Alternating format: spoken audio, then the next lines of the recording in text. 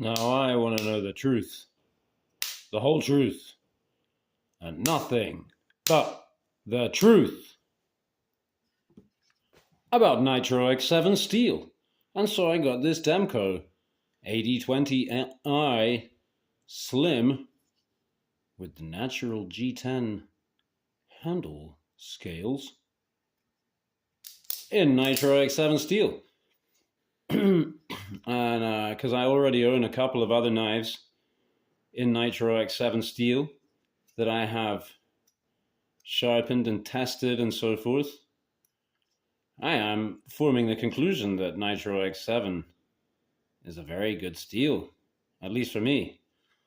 And so please allow me to demonstrate this. The edge on this knife is kind of between 20 to 30 thousandths behind the edge, I guess. Okay, we're reading a little lower here, down closer to the heel, and up here 24. It's a little thicker than I was remembering.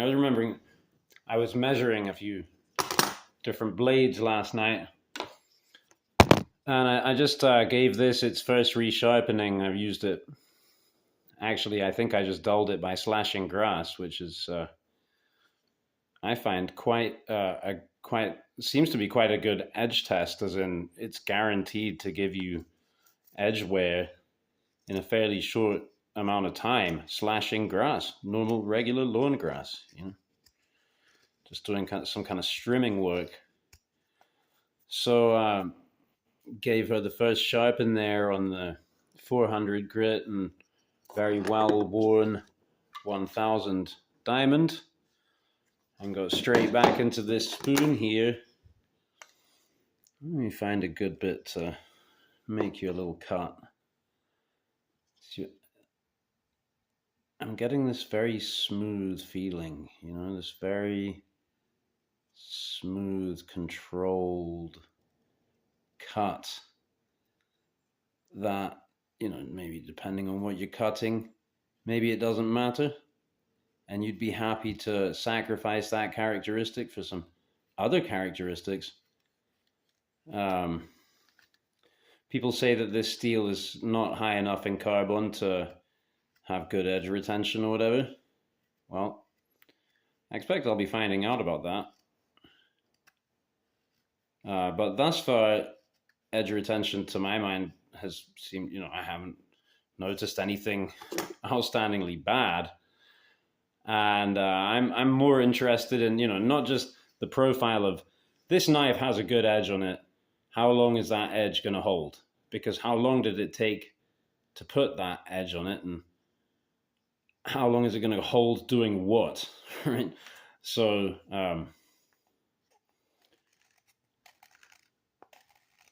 this came up really easily, this edge. I didn't try a piece of paper yet, but I think I got a good piece of paper here.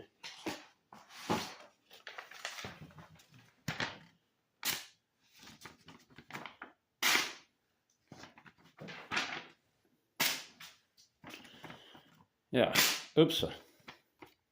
I think, pretty sure I hung up in the soil there.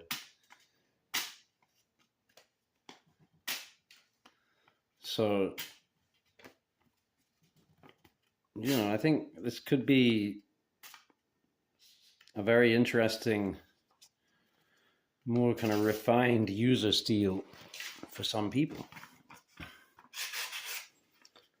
And presumably, yeah, it's about a blend of characteristics more than being really outstanding in one particular area.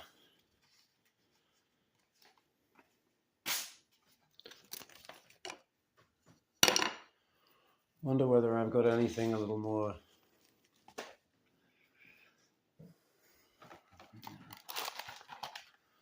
Not really. I'll just keep whittling for a minute. We're already run over again. Was thinking to make a short. But yeah, I could speak a little on my impressions about the knife so far. I actually quite like the ergonomics, the feel of the knife in hand, although I was not expecting to so much. You know, by my lights, this knife, if I cut that prominence off there and take that thing off there, that starts to look really a lot like how a knife should, to my mind. But this stuff is there for a reason, you know. That's there so you can do that.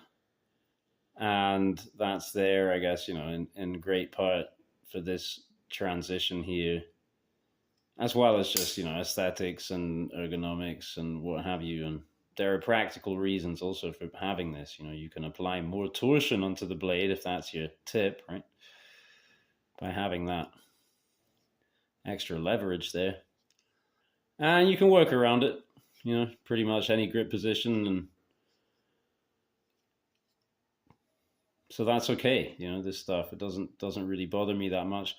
The blade is kind of wider than, you know, my regular kind of go-to everyday kind of blade. But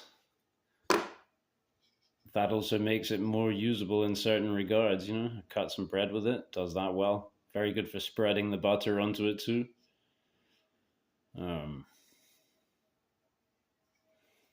Yeah, and doing some little flick cuts out there and grass slashing and stuff, this handle works well for getting this kind of whippy cut. You can get that cut in the air and hear the pretty easily. The handle scales, it's not going to show like this unless maybe I got a flashlight somewhere, because they are there you go, see-through in a really cool way. Shows you the kind of assembly of the knife, and I love that it looks like you're seeing a tang there. And you know, if you thought like not a caveman, but if you thought like an old school guy, you would be like, well, this knife has this awesome tang that articulates. It's a very different thing from the old notion of putting a blade into a wooden handle with a pivot, right? When you have all of this, and basically makes it a comparable strength and, you know, zero play, lock up, comparable experience to a fixed blade.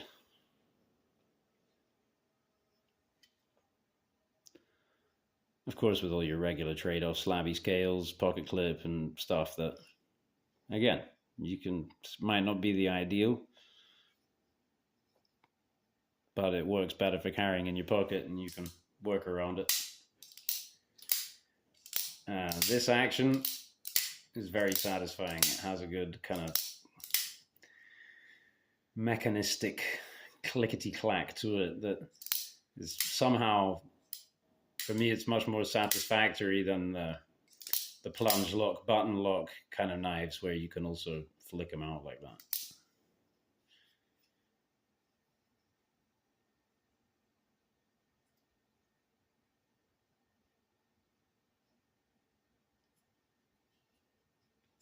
Oh, and I can open this, reverse flick this with all 4 fingers.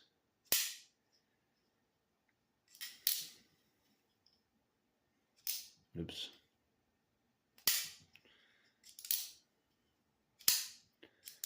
Yeah, very fidgety, very capable knife in a really interesting steel. Thanks for watching.